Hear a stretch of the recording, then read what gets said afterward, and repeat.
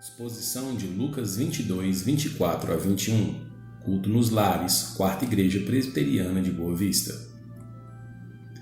Visto que fazia parte do nosso planejamento anual estar reunidos nesse domingo no Acampa 2020, que por conta disso celebraríamos a ceia do Senhor neste culto dominical, que atualmente é impossível nos reunirmos para a celebração pública e solene, que o isolamento sanitário imposto pelas autoridades tem oportunizado que invencionices adentrem a igreja e, em especial, alterem os sacramentos e sua administração, cremos no Senhor ser oportuno ler e refletir no texto do Evangelho segundo nos conta São Lucas Evangelista, capítulo 22, 14 a 21.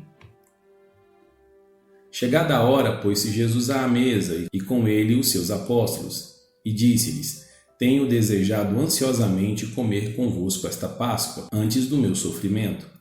Pois vos digo que nunca mais a comerei, até que ela se cumpra no reino de Deus. E, tomando um cálice, havendo dado graças, disse: Recebei e reparti entre vós.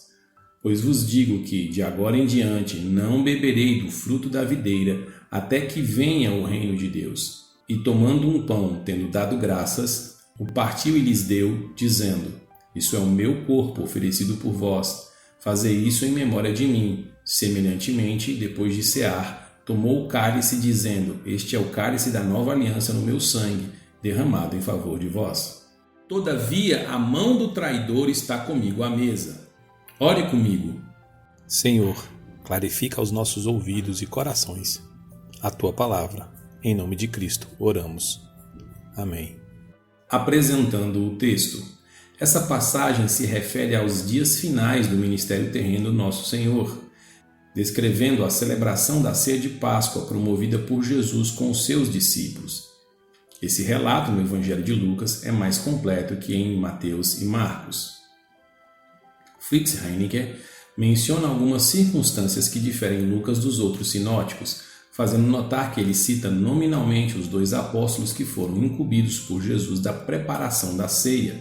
Também apresenta o discurso do Senhor no começo da ceia, e que depois da refeição menciona a crítica aos discípulos quanto à disputa sobre qual deles era o mais importante. Por fim, detalha que a profecia ligada à negação de Pedro e a alusão ao traidor são mencionadas em ordem contextual diferente de Mateus e Marcos. Tais diferenças, antes de nos causar embaraços, demonstram a solidez dos fatos que, até arranjados de modo diferente, são essencialmente os mesmos. Esses arranjos diferentes se dão por causa dos propósitos e dos destinatários diferentes de cada um dos evangelhos. Lembrando que esses 4 livros não foram escritos com a perspectiva das edições modernas e que, sobretudo, são tratados teológicos e não meras biografias. Assim, observar em detalhes essas palavras certamente nos fará compreender a sublimidade do ministério de Jesus, sua morte e seus ensinos. Então, didaticamente, dividiremos o texto em 4 partes. Verso 14 e 15, preparação. Versos 16 a 18, promessa. Verso 19 e 20, celebração. Verso 21, confronto. Preparação. Chegada a hora, pôs-se Jesus à mesa e com ele os apóstolos, e disse-lhes: Tenho desejado ansiosamente comer convosco esta Páscoa, antes do meu sofrimento. Quero chamar sua atenção aqui. Havia um momento específico com hora programada para toda a celebração acontecer. Nada foi feito de improviso ou do jeito que dava. Antes, tudo fora cuidadosamente preparado. Nem mesmo o intenso desejo de Jesus, o ansiosamente presente no texto, acelerou o encontro ou minimizou os preparativos necessários. Note que no verso 7, Lucas acrescenta que era importante, ou seja, necessário, de bom tom, correto que Jesus e seus discípulos, sendo judeus, comemorassem a Páscoa naqueles dias da festa dos pães asmos. Isso é bastante significativo. Demonstra que o bom mestre não era esse revolucionário que muitos pregam por aí, e que, embora ele realmente se levantasse contra o legalismo e as muitas tradições dos fariseus, Jesus não era hostil à religião dos hebreus e nem necessariamente contrário às cerimônias e formalidades. Sim, é claro que havia um valor transcendental na realização da Páscoa, afinal, era a ordem santa dada por Deus ao povo escolhido. E isso também é bastante significativo, pois nem mesmo Cristo revogou ou descumpriu alguma lei divina. E num salto aplicativo, aqui devemos aprender que não existem circunstâncias que nos liberem de fazer o que Deus exige de nós. Ora, havia todo um ritual a ser seguido, quer os estabelecidos pelo próprio Deus, ou os que foram acrescidos pelo típico cerimonialismo semita. Especialistas apontam vários detalhes a serem seguidos e destacam toda uma liturgia elaborada, descrita no Talmud, como algo muito certo acerca dessa preparação tradicional narrada no texto. O verso 12, por sua vez, aponta outro detalhe circunstancial interessante. Jesus havia reservado previamente um lugar bastante amplo e mobiliado em Jerusalém para ali celebrar a última ceia com seus discípulos. Isso é, a celebração máxima do cristianismo, o cerne do evangelho, o evento tipológico do sacrifício expiatório de Jesus foi realizada num local destinado para reuniões, com hora marcada e convidados previamente selecionados, indo no exato oposto do que sugere os tais desigrejados, aquela turma que insiste: eu não vou à igreja, eu sou a igreja. Lembre-se, Cristo tinha muito interesse nessa Páscoa em especial. William Hendrickson observa, entretanto, que o desejo de Jesus não era simplesmente comer aquela Páscoa, mas fazer isso com os apóstolos, e acrescenta: isso não nos lembra João 13:1? Tendo amado os seus, ele amou até o fim? Jesus sabia o que a sua morte dentro de umas poucas horas faria por eles, tomados como grupo, e, naturalmente, por milhões de outros. Ele os amava com um amor impossível de exprimir com palavras. Enfim, de forma magistral, o Senhor vinculou o rito, que nós conhecemos hoje como Santa Ceia ou Ceia do Senhor, com a emoção que atingiu seus discípulos logo mais à frente, por causa do seu sofrimento e morte, o que vai contribuir para a posterior compreensão acerca da dimensão e importância dessa celebração dentro do cristianismo bíblico, graças ao Espírito Santo, o grande professor das nossas almas. Ademais, a morte de Jesus nos dias que se imolaria o Cordeiro Pascal nos revela de maneira óbvia que a verdadeira Páscoa é Cristo, o Cordeiro de Deus que tira o pecado do mundo, a verdadeira libertação que nós devemos comemorar. E se juntarmos com o fato de que Cristo celebra sua própria morte, verdadeira Páscoa, de modo bem distinto da celebração típica dos fariseus, podemos concluir sem dificuldade que as velhas formas, ritos e cerimônias relativas à libertação, purificação e salvação foram mudadas e ampliadas pela revelação que é o próprio Senhor. Afinal, é o Cordeiro de Deus que foi morto desde antes da fundação do mundo, e de uma vez por todas, que é anunciado nessa Páscoa celebrada por Cristo, como nos diz Warren Yards em seu comentário bíblico. A Páscoa comemorava o êxodo de Israel do Egito vários séculos antes, mas Jesus realizaria um êxodo ainda maior na cruz. Compraria a redenção do pecado a um mundo de pecadores perdidos.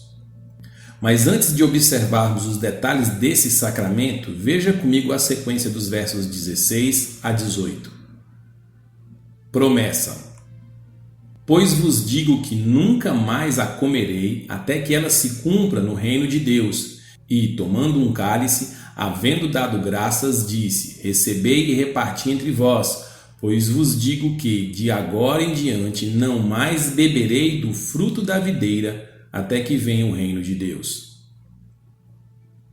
Percebeu que Jesus afirma que há de celebrar a verdadeira Páscoa outra vez com a chegada do reino de Deus? É bem verdade que transparece a tristeza do momento e que a iminência de seu martírio não é minimizada, seu sofrimento fora reafirmado há poucos instantes.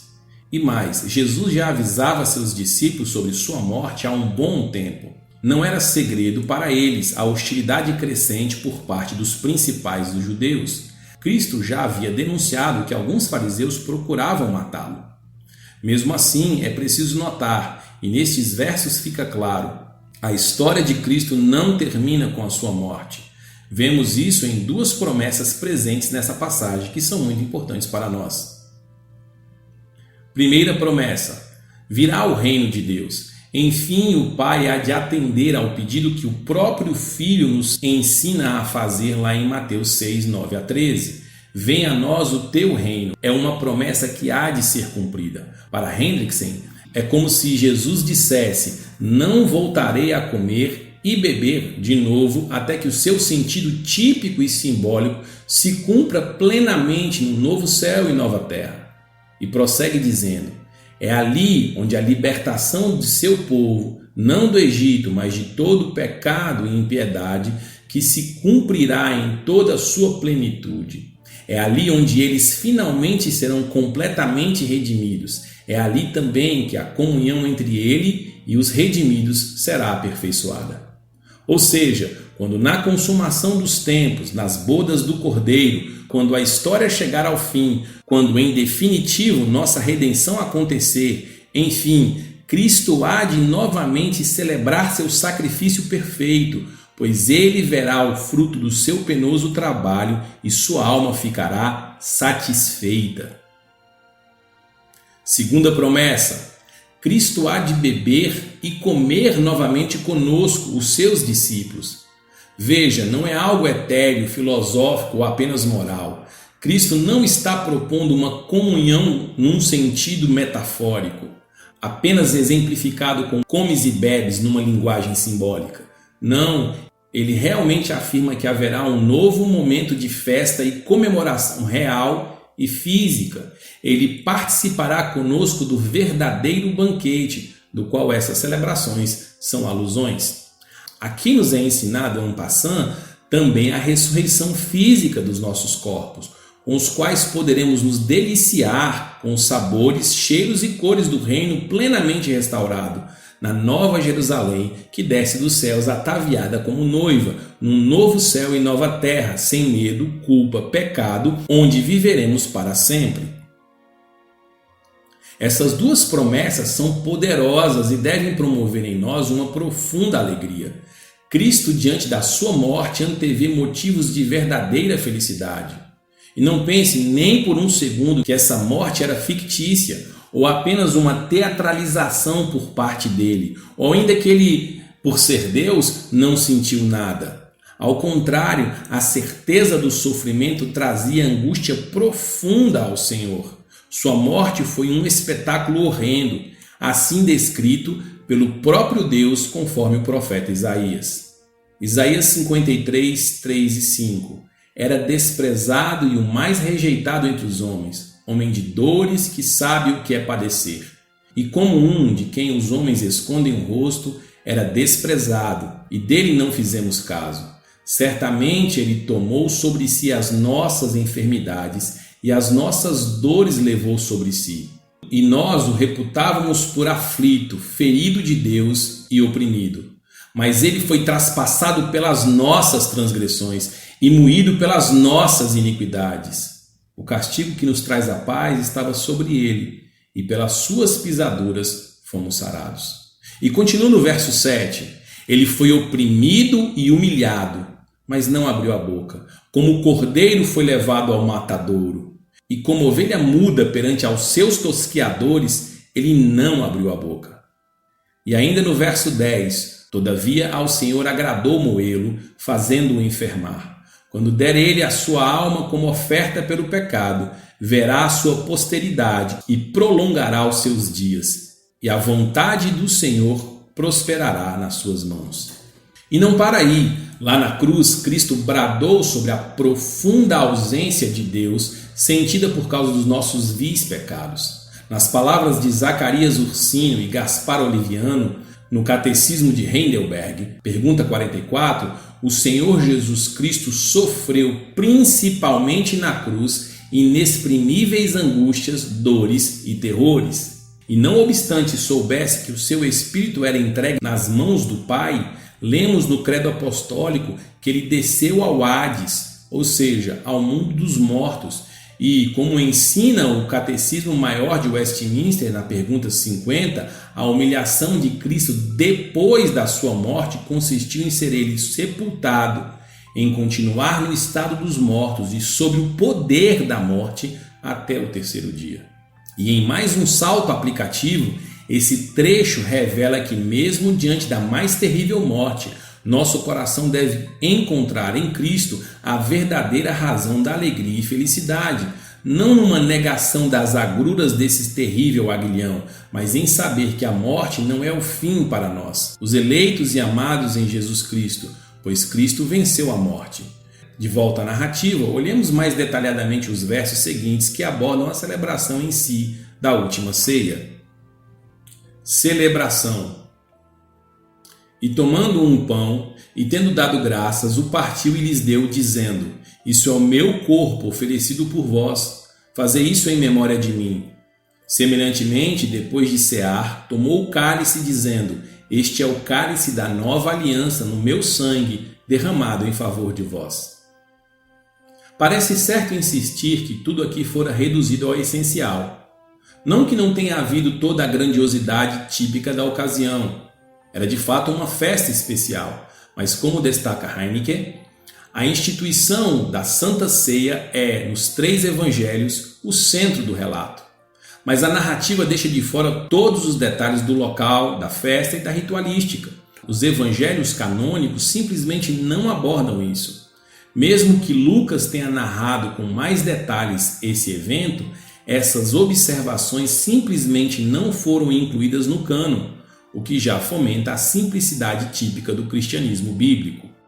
Literalmente, o silêncio das Escrituras nesse aspecto é um grande ensino dito em alta voz, como nos instrui a nossa Confissão de Fé, capítulo 7, parágrafo 6.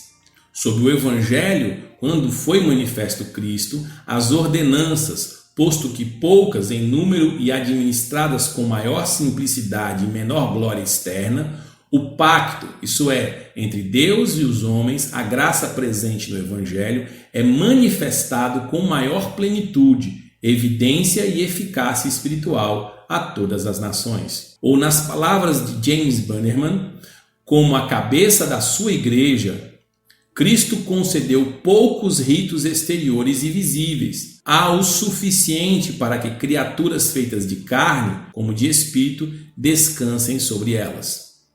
Agora, se em paralelo observarmos as palavras do apóstolo Paulo em 1 Coríntios 11, 23 e 25, perceberemos com mais clareza o que foi narrado por Lucas. Se não, vejamos: porque eu recebi do Senhor o que também vos entreguei, que o Senhor Jesus, na noite em que foi traído, tomou o pão e, tendo dado graças, o partiu e disse: Isso é o meu corpo, que é dado por vós. Fazei isso em memória de mim. Por semelhante modo, depois de haver ceado, tomou também o cálice, dizendo: Este cálice é a nova aliança no meu sangue. Fazei isso todas as vezes que beberdes em memória de mim. Levando em consideração que a fraseologia usada é principalmente de Lucas, com quem Paulo trabalhou por um bom tempo, e também que é facilmente percebido em outros termos uma junção dos relatos canônicos, não é necessário crer que o apóstolo tenha recebido uma revelação direta de Cristo acerca desse assunto, como sugerido por Matthew Henry. Ao contrário, é mais provável, como diz Hendrickson, que Paulo tenha recebido a informação por intermédio de outros apóstolos.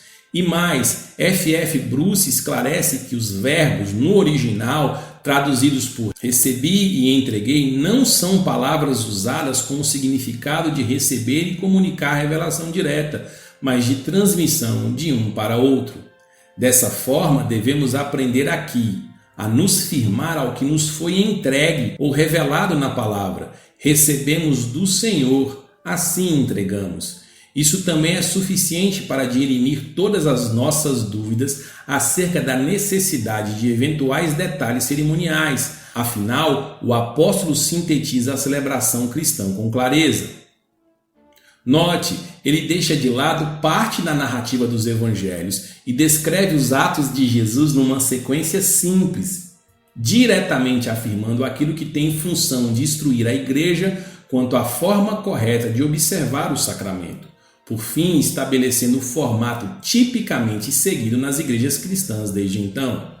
Ora, se o apóstolo não ousou propor suas ideias a essa celebração, se limitando tão somente ao que foi autorizado por Cristo, cabe-nos maior modéstia em fazer apenas o que nos foi claramente prescrito na palavra, sem acréscimos e novismos, sob o risco de impormos à celebração revelada diretamente por Jesus atos que subvertem sua santa vontade. Assim como prescrito no Catecismo Maior, pergunta 169, temos que separar o pão e o vinho do uso comum pela palavra da instituição, ações de graças e oração. Partir o pão e entregar, tanto este como o vinho, aos comungantes, aos quais, pela mesma instituição, devem tomar e comer o pão e beber o vinho, em grata recordação de que o corpo de Cristo foi partido e dado, e o seu sangue derramado em favor deles. Aqui temos então o pão e o cálice da última ceia, a instituição do sacramento, representando o sacrifício expiatório de Jesus, que seria horas depois concretizado na cruz, isso é, no futuro, que em nossa repetição do sacramento já é presente, uma realidade.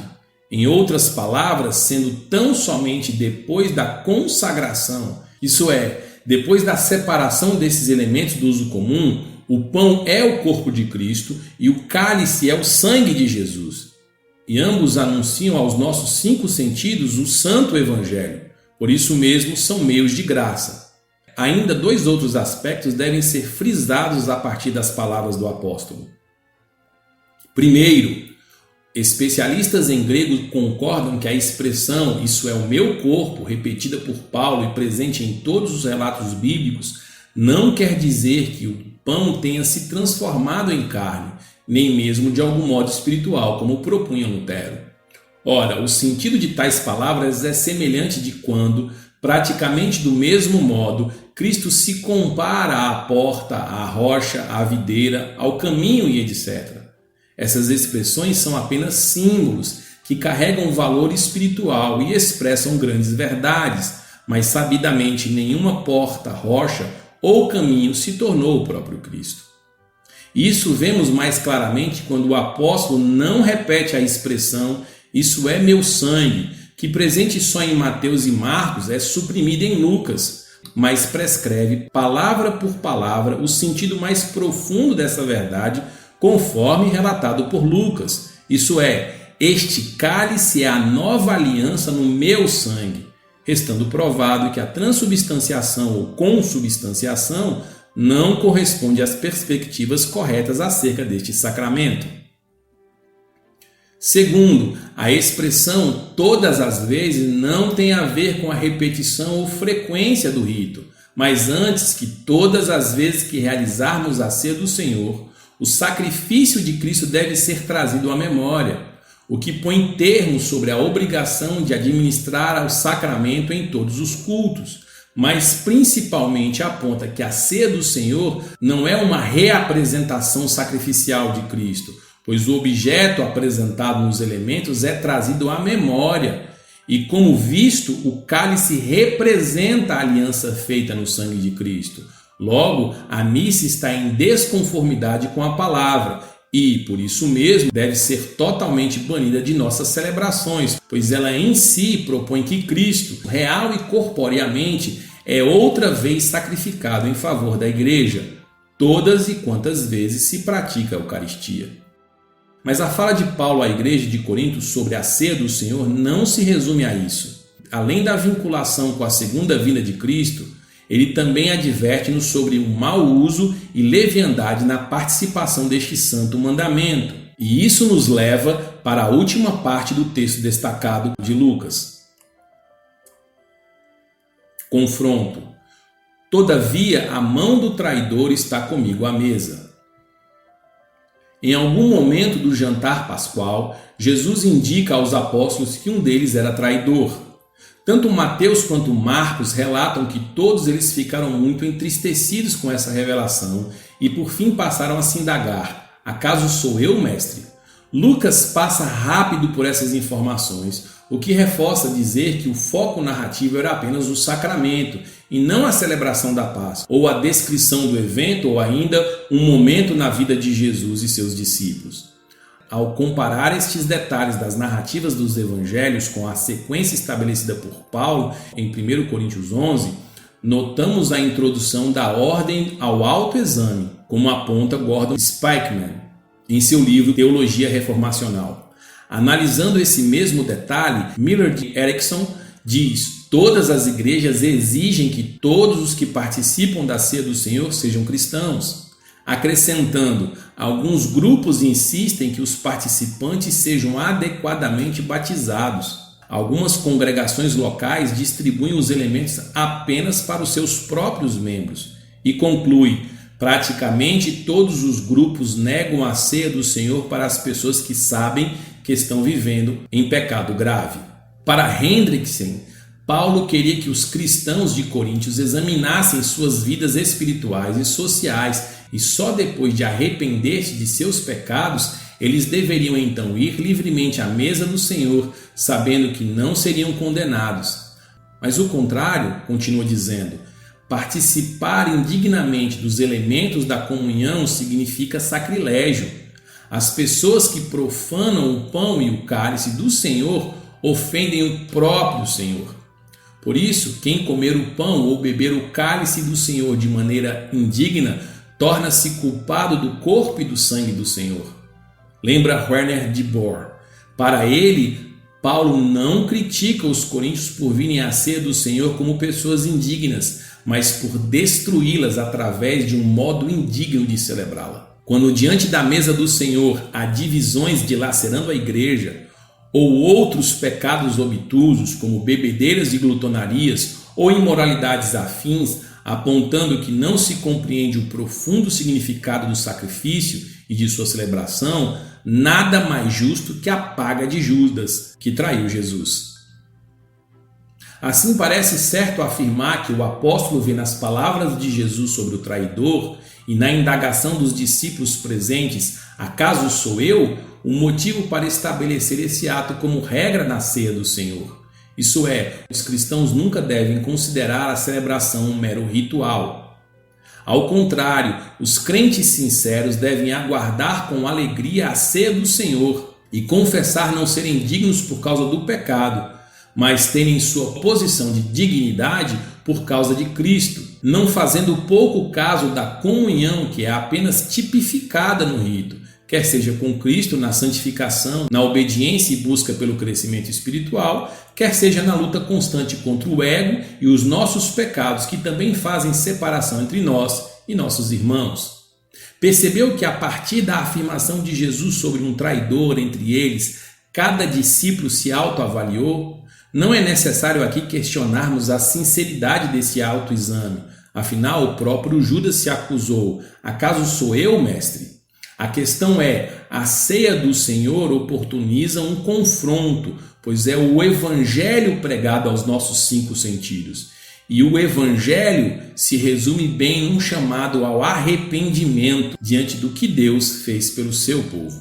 Não sejam levianos como foi o traidor Judas, que mesmo sendo desmascarado, não só hipocritamente questiona Jesus sobre isso, com um certo espanto e comoção, mas abusadamente participa do jantar e de toda a cerimônia proposta. E por que não dizer iluminado, provando do dom celestial, a boa palavra de Deus e os poderes do mundo vindouro, e se tornando participante do Espírito Santo, profetizou em nome de Jesus, pelo que também expeliu demônios e fez muitos milagres? Nem todo que diz Senhor, Senhor, entrará no reino dos céus. Enfim, a ceia do Senhor deve ser servida apenas para aqueles que são discípulos de Jesus, pois foi só para estes que Cristo serviu o pão e o cálice. Também vemos claramente que os elementos da ceia devem ser servidos a todos os que naturalmente vão participar dessa ceia, e que a participação deve ser pesada por cada um que for participar. Embora não tenha sido estabelecido detalhes quanto ao local onde a ceia será servida, claramente a reunião, devidamente preparada, formal e ordeiramente, é condição sem a qual melhor não administrar o sacramento, Pois se a participação indigna da ceia do Senhor é terrível, que dirá a celebração indigna? Celebrar a Santa Comunhão pede alegria e felicidade, mas nunca superficialidade e descuido. Werner de Boer. A seriedade do momento corresponde à importância da mensagem que é compartilhada. Trata-se de vida ou morte, é o Evangelho que é comunicado. O inferno não é um tema frívolo e banal. A ira de Deus que se abateu sobre Cristo, o castigo que nos traz a paz, não é um quadro para ser emoldurado com jocosidade e bagunça. O cristão autêntico deseja ansiosamente celebrar essa comunhão, mas de igual modo jamais vai aceitar fazê-la descuidadamente. Por isso, julgando a si mesmo, não traz juízo sobre si. Ao participar do corpo e do sangue de Jesus sem medo, não por causa da sua justiça própria, da sinceridade ou da grande comoção, até trazidas pelo Espírito Santo, mas ciente da indignidade pessoal, confiando tão somente nos méritos de Jesus, novamente se agarra ao sacrifício de Cristo, simbolizado pelo vinho e pão, como a única verdadeira salvação. Por isso mesmo devemos nos revestir com singular prudência e enorme reverência, não aos elementos que nos são entregues, como se neles residisse algo sobrenatural, mas por causa da gravidade do que eles anunciam e representam. Eis o Evangelho pregado aos nossos 5 sentidos. Ore mais uma vez comigo. Pai, nos ajude a entender as verdades aqui expressas. Perdoa-nos e sara-nos. Clamamos assim, no nome de Cristo. Amém. Lucas 22, 14 e 21.